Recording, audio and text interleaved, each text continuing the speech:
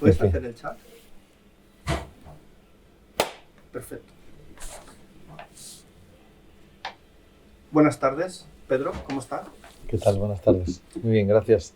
Yo siempre empiezo las entrevistas preguntándote por qué haces cine. Yo ya te lo pregunté en el DA cuando viniste a presentar Demonios en tus ojos. Entonces, mi pregunta es, la segunda opción, que estoy utilizando mucho, ¿qué te empuja a seguir haciendo cine?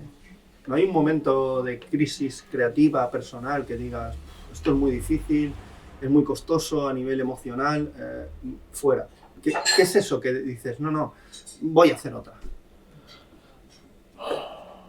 Es realmente difícil de explicar porque creo que es irracional. Realmente hay momentos donde uno piensa que hacer cine,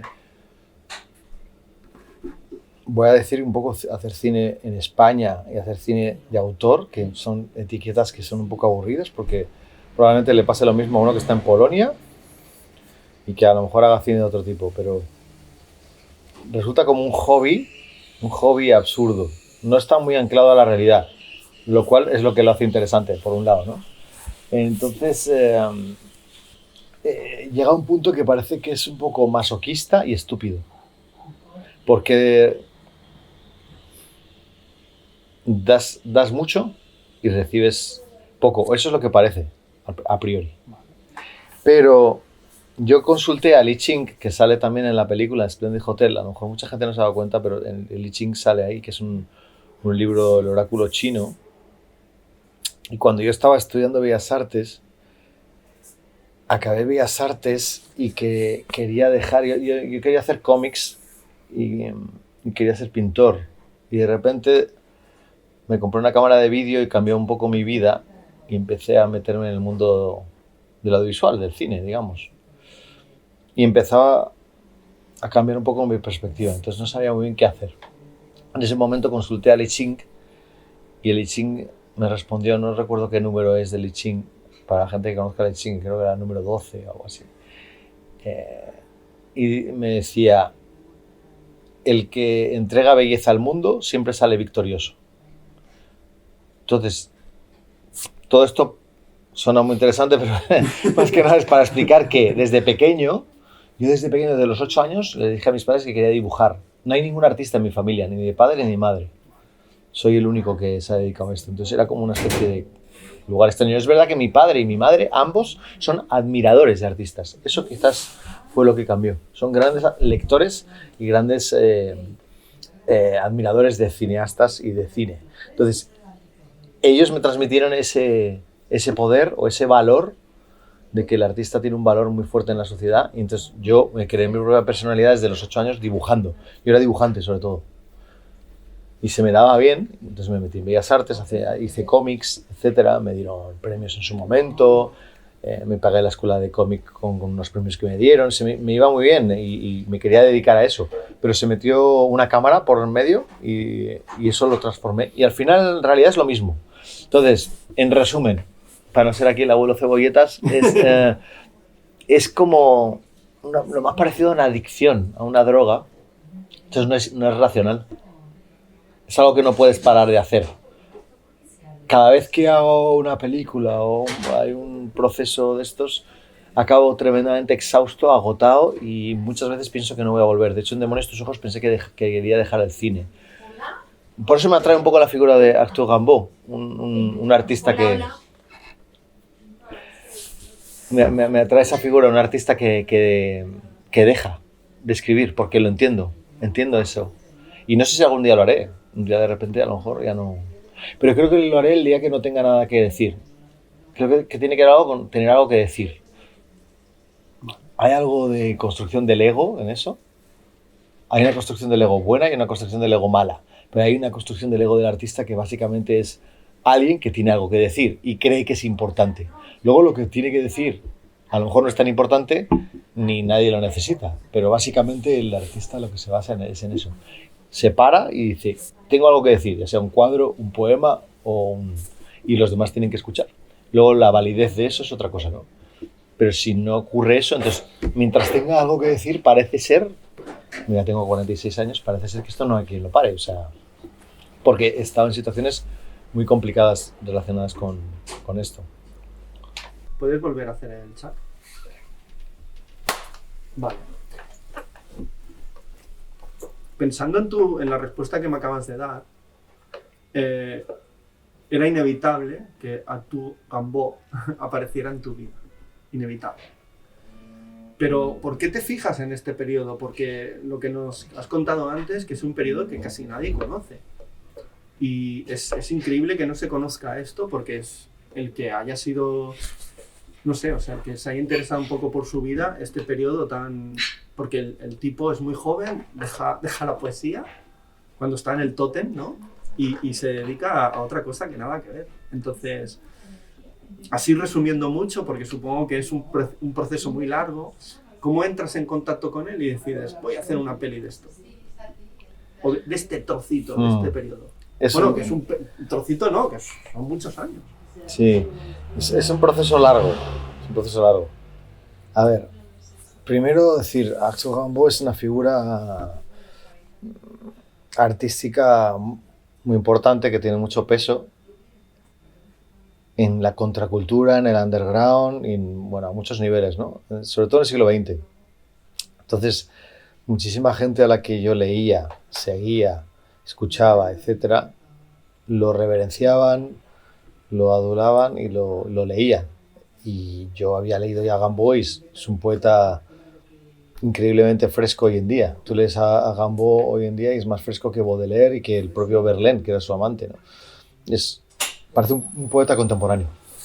Entonces, su figura siempre me había fascinado, es el poeta rebelde, el poeta punk atractivo que la lía y al mismo tiempo deja de escribir. Es el poeta que lo deja todo por el silencio, sobre todo por una aventura materialista. Entonces se convierte de un poeta vidente, con una visión, el voyant que le llaman en Francia, místico, simbolista, a un condenado, poco después, porque se obsesiona con el materialismo, con conseguir dinero para seguir adelante como tantos otros exploradores y colonos, ¿no? Entonces, ¿qué pasa en medio? Esa es el gran dilema, la gran incógnita, ¿no? Que mucha gente ha escrito sobre eso, se ha especulado. Entonces, gente como Henry Miller, que ha escrito un libro solo sobre Rimbaud que se llama El tiempo de los asesinos, que es fantástico. Entonces, hay como muchas referencias a lo largo de la historia del siglo XX que lo van tocando a él de maneras muy particulares y desde frentes muy particulares. Desde la música, Patti Smith, Jim Morrison, Bob Dylan, hasta la literatura, los beatniks, los Henry Miller o de repente la pintura, ¿no? Los surrealistas. Entonces de repente eso va llegando, esa ola va llegando de ese dilema rimbaudiano, de ese arquetipo, porque él creó un arquetipo, realmente. No existía hasta entonces. Estamos hablando de un tío que escribe en 1871-73. ¿Vale? Es contemporáneo de Freud y de Nietzsche, pero ellos escriben más tarde. Sus grandes tesis son posteriores. Sin embargo, él ejemplifica eso antes porque es adolescente. Es el poeta adolescente. Entonces, esa figura siempre me fascinaba, pero la clave es que no encontraba la película. Entonces, tuve mucho tiempo, 10 años, pensando en qué hacer o más. Fui a Etiopía, a Harar, donde él traficó con armas, pues que era como, digamos, el imaginario más atractivo, más exótico posible. Y me di cuenta de que era demasiado exótico. Era demasiado cinematográfico aún. O sea, parecía una postal el lugar. Porque Etiopía la gente cree que es un desierto, pero no, Etiopía tiene unas partes muy amplias que es montaña con abetos. Es verde, tremendamente fértil, además. Y esa zona de Harar lo es. Entonces empecé a leer todas las biografías de Arthur Rimbaud en África, etcétera, y me di cuenta de que muchas de ellas pasaban por alto una etapa que era curiosa porque era una especie de etapa bisagra, que es cuando él deja de comerciar, de ser comerciante para otros, porque él trabajaba durante 5 años, él estuvo en Yemen trabajando de comerciante de marfil, de almizcle, de café, para unos franceses que luego se lo llevaban a Francia. Y a veces él tenía que cruzar el Mar Rojo para ir a los terrenos de Abisinia y tal, a pillar café, etc. Pero en un momento dado él decide dejar todo eso porque está harto, y de hecho en la película sale parte de ese texto, que estoy harto de esta gente, que se creen que soy un cualquiera, no sé qué, no sé cuántos, y ha ahorrado tanto dinero después de muchas penurias como cualquier otro colono, que lo que quiere es rendir ese dinero y hacer dinero fácil. Y él cree, porque lo ha oído y porque hay gente que lo está haciendo, que traficar con el rey de Abisinia va a ser lo mejor. El caso es que esa empresa es una empresa fallida casi desde el principio, y lo que iba a ser 2 meses de hacer caravanas se convierte en 1 año. Entonces, ese momento que los biógrafos pasan por alto, que es como muy rápido, noté que algo pasaba, que la interrupción de la acción tenía más interés que la propia acción. Un hombre tan... el vagabundo perenne, el tipo nervioso que no para de hacer cosas todo el rato, de repente se para y algo pasa. Y es que en ese momento, empecé a indagar un poco más, ese mismo año, que es 1886, en Tadjura, esta ciudad del Mar Rojo, él empieza a doler la pierna, la rodilla, que 5 años después lo que le mata. La gente cree que por sífilis y cosas, no, fue por un cáncer en la pierna. Publican en Francia Las Iluminaciones, su segundo libro. Muchísima gente cree que nunca publicaron su segundo libro en vida. No es verdad. Piensan eso porque todo el mundo pensaba que estaba muerto. Porque Una temporada en el infierno lo habían publicado antes, pero cuando él estaba en África, publicaron este libro. Lo publicó Verlaine en la revista Vogue, que entonces existía Vogue. Y curiosamente él desoye eso porque le encuentran, saben que está vivo, le encuentran y le quieren invitar a volver a participar como escritor en revistas, y él dice que no. Al mismo tiempo, sus 2 socios en las caravanas, que son franceses muy experimentados en la zona, que ya tienen negocios con Menelik, con el rey, mueren, desaparecen. Muchísimas más otros. El gobernador francés prohíbe el comercio con armas en la zona. En fin, pasan como... Ahí se lo pillaron. Sí, muchísimas cosas que hacen como que sea como un viaje hacia el absurdo, un viaje imposible. Entonces, él entra en una especie de vorágine sobre el viaje hacia lo imposible, hacia el absurdo, de una manera como repetitiva. Y para mí es el lugar donde, el lugar de estancamiento, el lugar de interrupción de la acción, es donde él se convierte en poema, donde se convierte en mito. Porque básicamente, digamos que todo lo que él había escrito cuando era adolescente en sus poemas anteriores, en Una temporada en el infierno, se convierte en realidad, se materializa. Él había como sido evidentemente el poeta vidente porque visualiza como un oráculo lo que le pasará años después. Y todo lo que él vive después es un poco lo que él había escrito en sus poemas. De hecho, parte de la película está en los poemas de Una temporada en el infierno. Y bueno, eso es un poco el porqué de Rimbaud y el porqué del dilema rimbaudиano en esta película. ¿En qué momento entra Damián Bonnard? Porque para mí es clave en la película que quieres contar. Porque le tienes que poner un físico, ¿vale? Y le pones ese físico. Que tampoco estás buscando una persona que se le parezca. Y sobre todo, colabora en el guión. Esto a mí me ha parecido interesante. Entonces, ¿en qué momento entra este pedazo de actor maravilloso? Que yo lo vi en Solo las bestias, un thriller. ¿Las bestias? Sí, un tío rural, un tío de pueblo. Solo las bestias. Sí, no lo he visto. Sí, sí. Pues tiene un montón de carreras. Sí, hombre, Damián Bonnard lleva muchas películas ya encima y ha hecho muchas cosas. Pero para mí es clave, ¿no? Coger a Damián Bonnard y que sea tu Rimbaud. Sí, eso es verdad. Todo esto viene del productor francés, toda esta amalgama de información, digamos que yo cojo toda esta amalgama de información y el gran problema es que no encuentro la película y tenía que encontrar el dilema, ¿dónde estaba la película? Eso estoy yo solo, ¿no? Entonces lo que te he contado es que yo encuentro que el dilema está en Tadjura, que en Tadjura hay algo donde hay un punto de no retorno en esta ciudad, cosa que en realidad eso forma parte de mi tesis, de mi invención del personaje, porque no existe ninguna biografía, nadie subraya eso. Soy el único que lo ha encontrado, de alguna manera, ¿no? Entonces, encuentro que ese personaje ahí, en la persona se convierte en personaje, etc. Rimbaud se convierte en mito, y a partir de ahí se trata de encontrar la imagen adecuada, la imagen rimbaudiana. Ya tengo el dilema, digamos, pero falta encontrar la imagen adecuada. Y para eso hay que cambiar el proceso de trabajo. Entonces, en este proceso de trabajo, que yo estoy solo, me encuentro con Nathan Fisher, que es un productor, que le cuento todo este proyecto diciéndole que yo no quiero hacer esto con ayudas públicas ni nada, y que no hay un guión preestablecido, simplemente hay una especie de anécdotas e ideas e imágenes sacadas de biografías de Gambo y de otros sitios, pero no tenemos que trabajar con un guión, porque si trabajas con un guión como que se cierra todo, ¿no?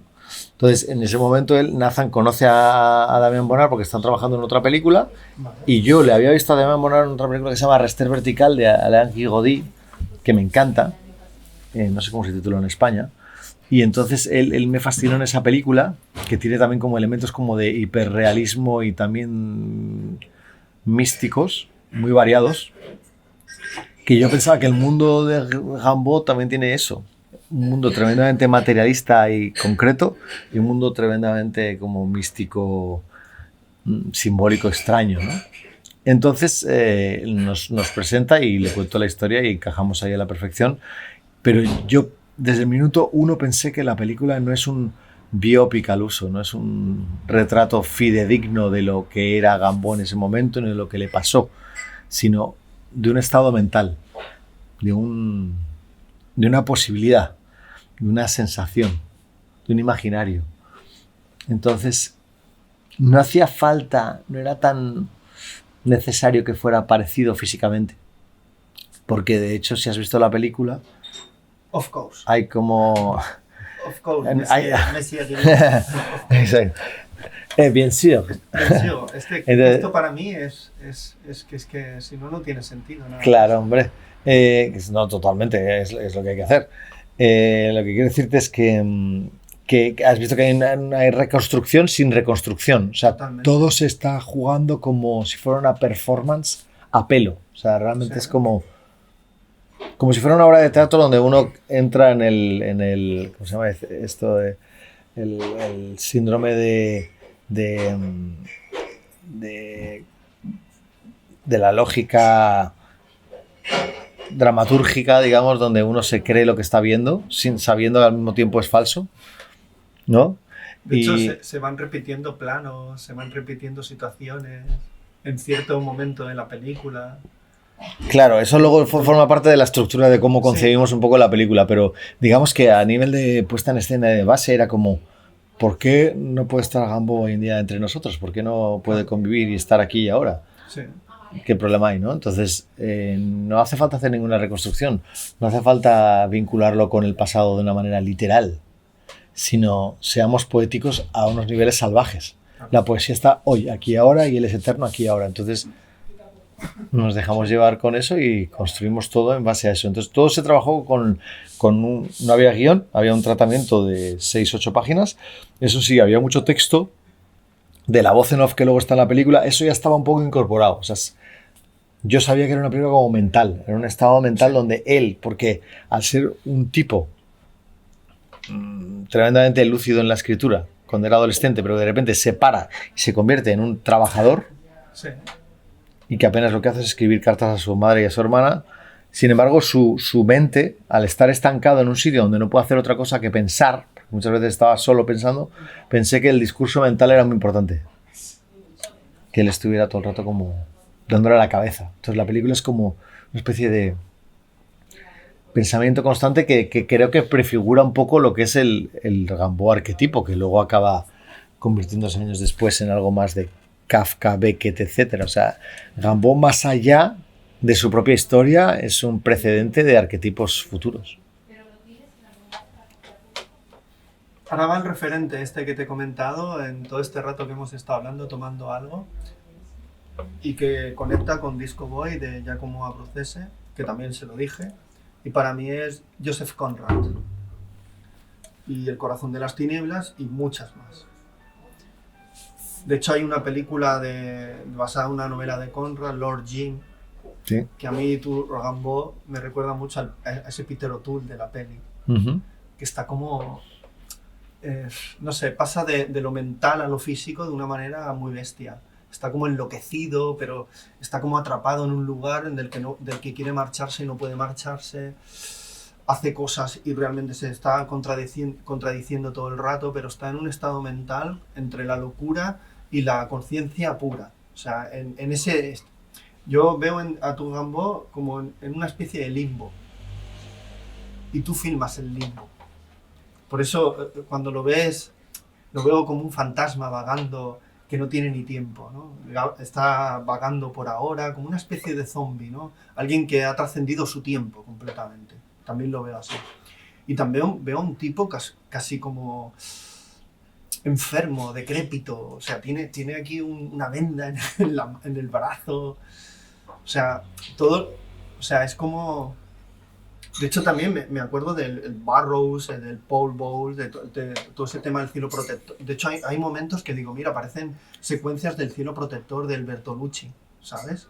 Que también es un viaje, realmente. Y veo también el personaje como si estuviera metido en un laberinto en el que no hay salida. O sea, es como, no sé, todo eso... Y en ese sentido también me conecta con el enigma de Gaspar Hauser, ¿no? Todo ese rollo de todo ese mundo que realmente lo ves, es muy físico, porque él no para de moverse y hacer cosas, pero en realidad es mental. Es como si estuviéramos dentro de su alma o de su mente, no sé. Todo eso es lo que me ha sugerido tu película. No sé si está... Pues totalmente, creo que es de las personas que mejor ha captado la película, es que es eso. Vale. Tiene toda esa tradición literaria que es posterior a él, porque Sí. increíblemente Joseph Conrad, cuando Gambo escribe, es un joven marinero. O sea, el Corazón de las Tinieblas es de 1890 y algo. Sí. O sea, es 10 años después de que él está en Tadjura. Entonces, es después de las aventuras de Joseph Conrad, creo que estuvo en los años 70, más o menos, cuando Gambo escribía, cuando estuvo en el Congo. O sea, entonces, toda esa energía, incluso el año en que está en Tadjura Gambo, 1886, cuando se publica Jekyll y Mr. Hyde. Sí. Cuando Freud empieza a madurar sus pensamientos. Nietzsche empieza a volverse ya loco, porque el libro del nacimiento de la tragedia, que es de Nietzsche, es al mismo tiempo que Gambo escribe, que es el conflicto de Apolo y Dionisos. Digamos que hay un grupo de gente ahí que ejemplifica lo que luego se transformaría en cosas mucho más oscuras en el siglo XX, que acaba en Kafka, en Beckett, a nivel artístico, pero también en las guerras mundiales para mí. La disolución de la identidad, el ego disruptivo, el hombre es un laberinto, en fin, la burocracia salvaje, el colonialismo que destroza todo. Y Gambo es precedente de todos ellos. Y además a un nivel artístico muy fuerte, ¿no? Además en el tema de la poesía, cosa que los demás no tanto. Es de los pocos poetas que yo creo que se salva de esa época y que sigue siendo contemporáneo. Entonces, sí, todo lo que dices es así. Es el limbo, lo que dices tú del limbo, totalmente cierto. Eso estaba desde el principio, intentar capturar eso, Sí. que es dificilísimo porque es muy etéreo. Es materializar el limbo. Sí, Que esto lo hacía también Isaki Lacuesta en Los Pasos Dobles. sí, También es juega una mucho película con- también con- africana. Con el tema del doble. Y Augeras es un personaje también como que se escabulle. Se escabulle, huye, También tiene ¿no? que... Sí, es que En realidad están... y Arthur Cravan también Sí. tiene ese Sí. personaje, el personaje que se escabulle, que se diluye, que desaparece. El doble, ¿no? La idea está del doble. Ya en vuestro cartel está desdibujada esa idea del doble, porque no hay dos, sino es un doble múltiple, bueno, yo no sé cómo se dice la palabra, pero es un doble que se multiplica constantemente. Sí, sí, es cinético, como, Sí, cinético, eso. como el estrobo de la película. Sí. Es y no es al mismo tiempo, ¿no? Sí. Como la teoría esta de las supercuerdas, esta que en realidad es como que todos somos vibración, somos sonido, somos Sí. luz variable. Entonces, la película siempre varía, pero como creo que todos nosotros, o sea, en el fondo la película también en parte habla de mí. Todos variamos entre tu padre y tu madre, que era un conflicto muy, muy importante psicológico en Gambo. Gambo tenía un conflicto muy fuerte con su madre y él habla por boca de su madre. De hecho, la madre está ejemplificada en la película con la morena, pero él actúa como el padre. O sea, él quiere ser un rebelde. Sí, quiere seguir siendo el rebelde adolescente, quiere seguir invadiendo el mundo, quiere seguir explorando en la aventura, como el padre hizo, porque él les abandonó de jóvenes y era un oficial que había estado en el ejército en Argelia y tal, de aventuras, pero piensa de una manera conservadora y en dinero y en riquezas y en el oro, etcétera, ¿no? Como la madre. Entonces, toda la película son binomios, 2 cámaras que miran al mismo personaje, 2 pensamientos, 2 energías, y creo que en el fondo eso es algo que apareció en el siglo XX sobre todo, y, o sea, no quiero ser psicoanalítico, pero que es muy freudiano y que eso ha inundado todo nuestro mundo. Y Gambo es uno de los primeros que ejemplifica eso como artista. Es por eso lo que te decía antes, que yo creo que La influencia y Demonios en tus ojos son 2 películas que dialogan mucho, donde los personajes femeninos tienen un poder muy importante, y esta dialoga con Naufragio. ¿Y por qué? Te diré. Porque en Naufragio es un actor no natural y lo mezclas con actores más... Y también es una especie de fantasma, alguien que quiere encontrar su lugar, pero todo el rato le están expulsando, ¿vale? Es una persona atemporal casi, sin tiempo, sin lugar, sin vida, sin pasado, sin nada. Y Gambo en África es igual, es como una especie de fantasma, sin tiempo, sin vida, sin lugar, sin nada. Y haces el proceso el proceso de la película es a la inversa. Es un actor profesional y lo mezclas con actores no naturales. Entonces, todo este proceso del actor que haces tu Stromboli, ¿no? También podríamos hablar de Rossellini en su Stromboli, porque al final de la película Ingrid Bergman se metía en un estado mental casi. Es verdad, en un lugar aislado también, sí. que es así, en una colina. Haces tu Stromboli, metes a Damien Boganaar rodeado de actores no naturales en un lugar totalmente desconocido para Damien Boganaar, como hizo Rossellini con Ingrid Bergman. Lo metió en aquella isla y ahí empezó a meterle inputs para llegar a ese estado mental en el que no sabes ni vida, es límbico, ¿no? Entonces, ¿por qué volver a Naufragio, a esa forma de rodar, con esa textura? No sé. No sé, o sea, no trabajo de una forma racional, pero lo has explicado súper bien. O sea, creo que explicas mejor las cosas que yo. Sí, Stromboli, me encanta esa película. Fíjate que me encanta, ¿eh? Pero me ha salido ahora, ¿eh? Sí. Estaba pensando y no, pero es una súper referencia porque no había caído en ella, pero es verdad. Creo que hay una parte, haciendo un análisis así por encima, en todas mis películas, que es sobre la desintegración del yo, de la identidad y del ego. Y en esta película en concreto se ejemplifica de otra forma porque es un artista. Entonces es como el artista se desintegra por una parte material a nivel de la burocracia, los problemas que tiene del día a día y el desgaste físico y mental, y al mismo tiempo fílmico, y cómo eso se convierte en otra cosa, en abstracción. Y la abstracción nos lleva a la poesía, nos lleva a otro estado. No se convierte en otra persona, se convierte en otro estado. En otro estado para mí superior, que es el estado del mito, de la leyenda. Gambo ya no es un artista adolescente, salvaje, punky, que busca su lugar en el mundo y es un genio de la literatura. Tampoco es un comerciante explorador que está obsesionado con el materialismo y trasciende y se convierte en otra cosa, en obra de arte. Entonces, eso diluye ya el yo, hace que se borre. Hay un tema del concepto del borrado en la película, y en general creo que en todas mis películas, que es como borrarse para permanecer de una manera en otro plano de energía. También, como ocurría en Naufragio y en otras pelis, el paisaje acaba engullendo al personaje. Y se acaba convirtiendo en algo del paisaje, que ya no vemos ni lo que es. ¿Sabes? Eso es como una especie de... De hecho, sin ser una película de género, hay muchísimos géneros, porque está el thriller, está la película de aventuras, el cuento de terror, el western. O sea, hay como una mezcla. O sea, hay un plano que parece un western y el contraplano es una de terror. No sé. Sí. Hay partes que pienso que soy muy clásico. Sí, o sea, que realmente mis referencias son muy básicas, no básicas, sino muy de género. Sí. Porque admiro el cine de género. Totalmente. Pero es verdad, incluso el cuadro que utilizo, que es un grabado de Durero, la forma en que está dibujado, que es muy plana, el alburil, el castillo, la muerte, el caballero, el diablo y el perro y el caballo casi están al mismo nivel, se fusionan. Porque yo pienso que es todo así, que estamos todos interrelacionados y que nos fusionamos con el espacio y con el tiempo también. Entonces, que todo eso se diluye y es eterno, somos eternos. Y que si Gambo es eterno y la poesía es eterna, yo también puedo ser eterno, la película es eterna y al mismo tiempo se repite constantemente una especie de bucle de tantas veces que se repite, se reinventa, es cuando se vacía de contenido al mismo tiempo. De significado, porque yo no creo que la vida tenga significado. Hay un rollo también ahora estaba pensando, cuando lo dices de se diluye y todo, lo de Simon Lian, ¿no? En las pelis de Simon Lian. Por ejemplo, en Dragon Inn, Goodbye Dragon Inn, o Stray Dogs, por ejemplo, que todo se diluye. O sea, ya no... O sea, dices, pero bueno, ¿qué están haciendo estas personas, no? Al final es como...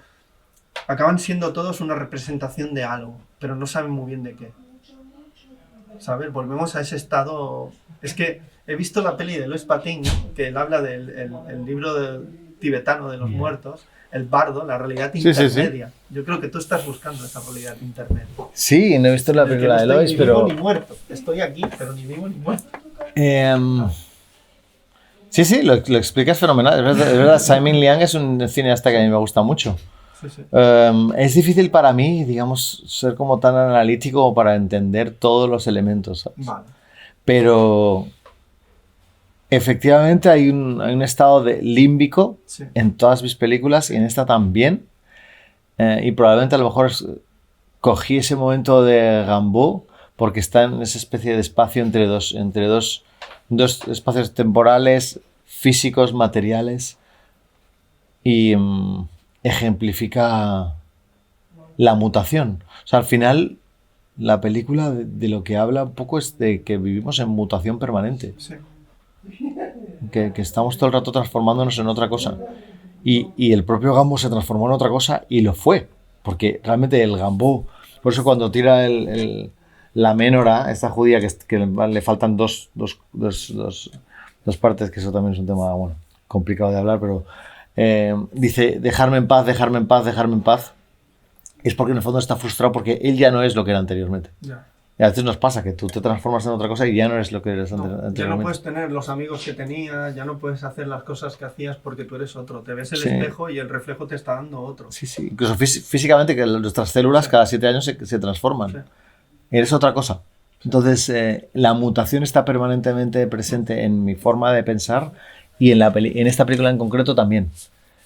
Y a través de esa especie de permanente repetición de las cosas, como hacen los sufís, los derviches, etcétera, como pasa en la peli, se transforma. Hay planos iguales, pam. Sí, pero sutilmente hicimos un trabajo muy... Como si fuera otro. Muy fino. De hecho, en la peli se materializa... La repetición, ¿no? En la película se materializa el otro. Se hace el efecto físico el otro. Porque hay otro en la peli. No solo eso, sí. Sin desvelar nada más.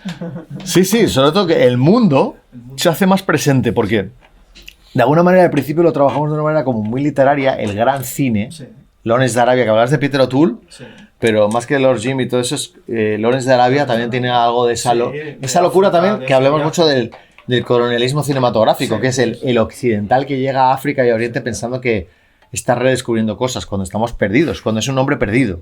Sí. La historia es que es un hombre perdido en símbolos y signos que no entiende, ¿no? Sí. Entonces, este hombre aparece ahí y de repente se transforma en otra cosa totalmente diferente. Hace poco vi Los colonos de Felipe Gálvez y hay un momento que llega uno y le dice al indio: ¡wow, esto es maravilloso! Acabo de descubrir algo importante. Si tú lo acabas de ver hoy. Dice: yo llevo siglos aquí. Idiota. Yo llevo siglos aquí. Pero, por ejemplo, en el tema de la repetición, al principio es como una película más cinematográfica, más John Ford, más cine, y se va destruyendo a sí misma la película, incluso se ríe de sí misma por el cambio de la velocidad y por la repetición. Casablanca, ¿no? También la peli, al principio. Bueno, no, yo no lo veo así, la Casablanca es otra cosa. O unos tíos estando en un lugar africano y del que quieren marcharse. ¿No? Sí, pero él no se quiere marchar, él quiere hacer negocios y prosperar. Vale. Yo no lo veo igual, pero bueno, eso es otro tema. El caso es que eso se va transformando y si tú ves la repetición al final, eso es muy sutil, casi nadie se ha dado cuenta. Nosotros al principio borramos todos los restos de basura que había Y al final, si tú ves el mismo plano, pero piensas que es el mismo plano, pero no es el mismo plano. Es el plano con la basura del siglo XX. Entonces, cuando él dice, todos anhelamos el saber qué pasará cuando no estemos aquí. Todos anhelamos el saber cuando desaparecemos. ¿Puedes volver a hacer el chat? Perfecto. No sé si te quedaba algo por decir, o te hago algo, o te digo una cuestión más. No, estábamos hablando hemos acabado hablando de la mutación, pero no sé si eso ha quedado ahí. De que la película habla de eso, de que todos somos mutantes, seres en transformación permanente, fundiéndonos con el pasado, el presente, la identidad propia y la ajena, y con el espacio que nos circunda. Entonces, yo no creo mucho que el yo, como construcción, el ego, sea muy rotundo. Y en esta película utilizo quizás como excusa a Gamboa y su destrucción del ego para convertirse en poema. Digamos que creo que hay una justicia poética en la película. O sea, él que no pudo resolver la situación porque se convirtió en el materialismo más puro y duro, de repente la película le da una opción. Y la opción es que se convierte en cine. El cine es lo bonito que tiene, ¿no? Es como el final de Tarantino, ¿no? Eras una vez en Hollywood, ¿no? Que redime a Manson de matar a toda esta familia y redime a Polanski y a Sharon Tate. ¿Por qué no?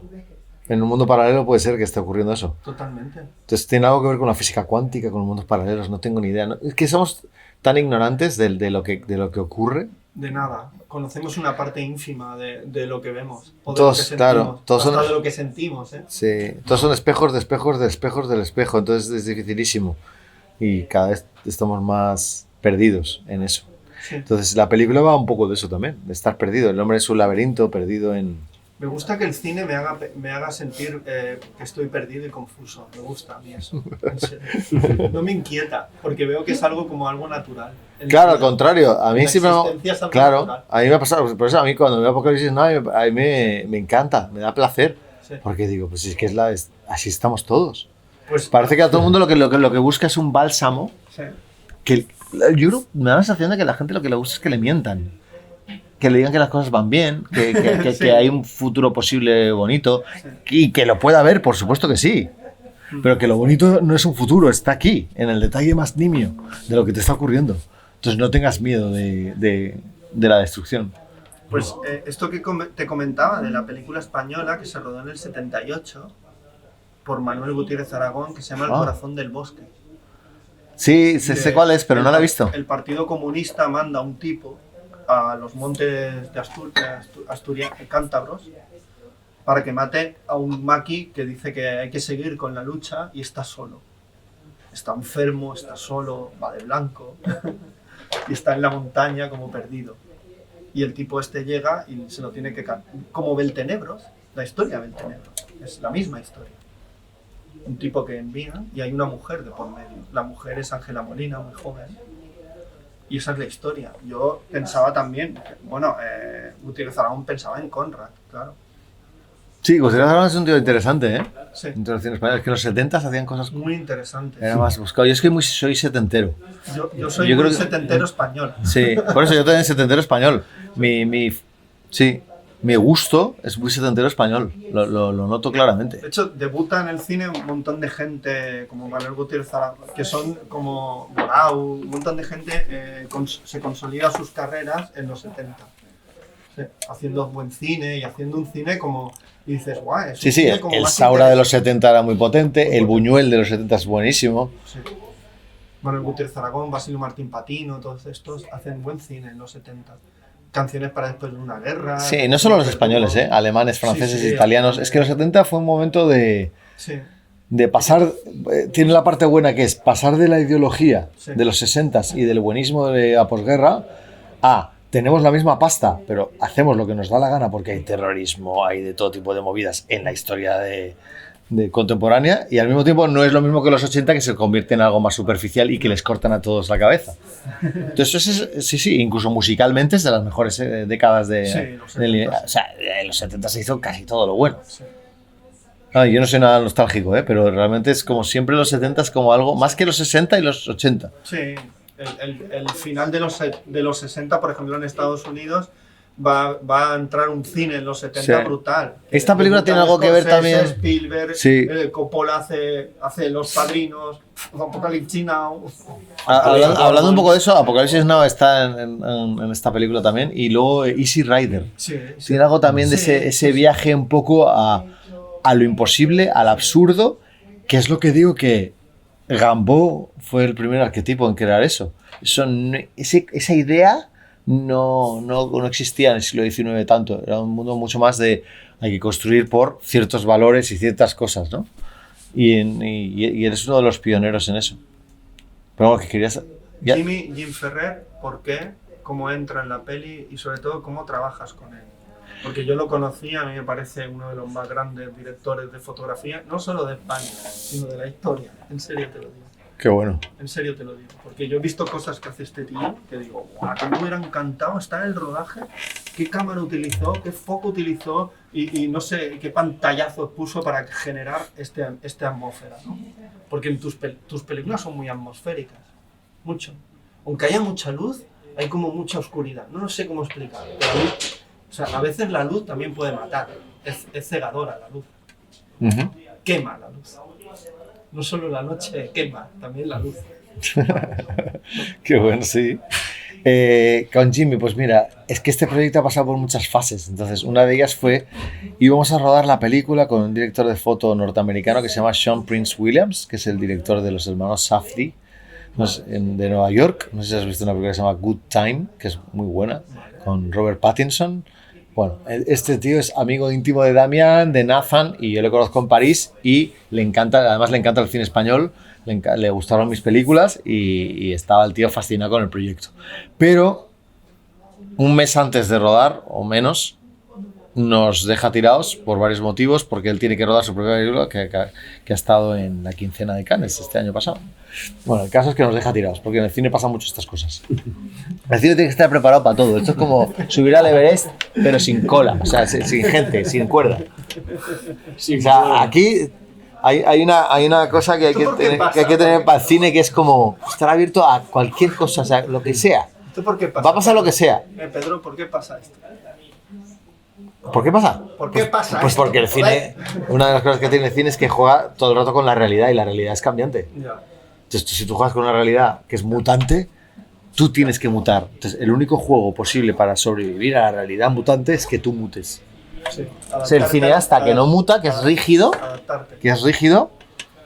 es el que sobrevive. Yo, por ejemplo, dudo mucho que, como dicen Stanley Kubrick, que era un tío como muy rígido, estoy seguro de que no, que todo lo contrario. Y de hecho, escuchando entrevistas de él y de otra gente, era un tipo muchísimo más abierto de lo que pensamos. Se ha construido esa leyenda de él, pero creo que es mucho más loco rodando y haciendo las cosas de lo que pensamos. Por lo que dice Malcolm McDowell, no sabía ni dónde colocar la cámara cuando llegaba al set. No lo tenía nada preparado. Sí, porque... Pero de una manera, o sea, a propósito. Vale. Para ver qué ocurría. Da igual, sin nada de cubrir. Lo que quiero decir es que si no te adaptas a la realidad, entonces eso ocurrió y inmediatamente nos pusimos a hablar con gente por teléfono. Entonces Mauro Erce, que es amigo, nos habló de Jimmy, y yo a Jimmy le admiraba por las películas de Albert Serra, sobre todo por la historia de la Meva Mort, que me encantaba. Por muchos motivos, no tanto por la luz o la puesta en escena, como por la cámara, la intuición, ¿no? El encuadre, el gusto. Y bueno, le llamé y tuvimos la suerte de que lo quiso hacer. Y ha sido un auténtico placer, porque hemos trabajado todo desde la intuición, que es un trabajo muy particular. No se trabaja desde una super preparación y un machaque de la información, sino que trabajas casi tirando la cámara. Estamos todos tan concentrados que de alguna manera sabemos qué es y qué no es. Eso no quiere decir que todo vale, no todo vale, pero de alguna manera vas entrando en lo que es y lo que no es. Y luego es que Jimmy tiene muy buen gusto en cuanto a la luz. Nos entendimos muy rápido, yo creo, muy fácil. Una de las cosas más interesantes a nivel, digamos, como de estructura de producción y conceptual que él incluyó, él sabía claramente que no teníamos dinero, y es una persona que no tiene ningún miedo a eso. Entonces puede trabajar con todo y nada. Y eso es increíble, ¿no? Entonces es muy flexible. Y desde el minuto 1 dijo, hay unas cámaras muy pequeñas que utilizan los skaters para grabar, que no son ni 2K, que otro director de cine puede decir, oh, tío, no puedo hacer una película sin 2K. Y yo dije, me encanta la idea. O sea, porque yo quería rodar hasta en mini DV. Me encanta la idea, me da igual. Vayamos a por ello. Entonces son así pequeñitas, unas Sony fantásticas, baratas además, porque tampoco teníamos mucha pasta, y compramos 2. Y eso fue una aportación increíble porque acababan de salir al mercado y eran maravillosas, ¿no? O sea, tan maravillosas que las podía manipular cualquier persona. Entonces hubo secuencias que las rodé yo, otras personas que las podía... Era intercambiable, ¿sabes? La cámara era como un miembro más que todo el mundo podía tocar, no era sagrado. Cuando el cine se convierte en algo sagrado, creo que es peligroso. Sí. El cine puede ser sagrado cuando lo ves, pero no cuando lo haces. Cuando lo haces es una puta rastrera. Es la tía que todo el mundo manosea, porque estás en el barro todo el rato. ¿Y cómo se construyó la luz? Era muy... Ha sonado fatal esto, pero bueno. No, ¿Qué? es como muy intuitiva, ¿no? La luz. ¿O había un proceso de todo trabajo? Se trabajó de una manera intuitiva, no teníamos apenas luz para trabajar, ni focos eléctricos, ni nada. No teníamos tiempo de preparación, y eso tiene una parte muy mala y otra parte muy buena. La parte mala es que no puedes trabajar tanto las cosas como quisieras, pero la parte muy buena es que al trabajar sin tiempo, trabajas sin pensar. Ese es el gran problema para mí de mucho cine que se hace ahora. Está demasiado pensado, demasiado trabajado. Cuando todo pervive en ti, cuando ya está en ti, ¿sabes? Cuando ya está en ti, ya está en Gibi, ya está en mí, ya está en Damián, no necesitas tanto. Al contrario, es como... Van a surgir cosas. No, porque la tensión de qué ocurrirá, qué pasará, esa adrenalina, construye mundos mucho más, para mí, potentes que la perfección de estar todo el rato buscando una especie de nivel que no es más que algo ideal. Y es que no trabajo con lo ideal. No me gusta lo ideal. A mí me gusta la imperfección. No soporto la perfección. No me gusta trabajar con la idea de vamos a buscar el plano perfecto, la posición de cámara perfecta. Me parece absurdo. La primera perfección es fascista. La imposición de la perfección es fascista. Nunca entiendo a la gente que lo tiene todo claro, que no duda, que sabe dónde va todo. No lo entiendo. Yo funciono desde el otro lado totalmente opuesto. Es decir, no tengo ni idea, dudo, pero al mismo tiempo sé.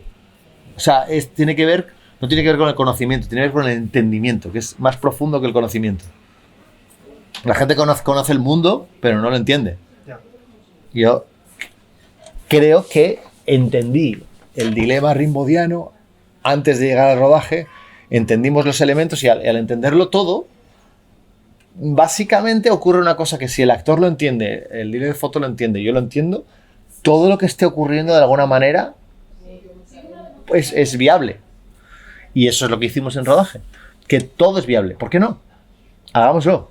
Y luego había momentos donde esto no es, ¿no? No, esto no es. Y entonces ibas a otro aquí. Entonces, ¿esto es? No, esto no es, vamos aquí. Pero era non-stop, o sea, no podías pararte a detener demasiado porque no tenías tiempo. Y eso es lo bueno de decir. Y luego, ya en postproducción, hubo otra fase donde encontramos la película a posteriori, porque la película no se encontró en rodaje, se encontró después.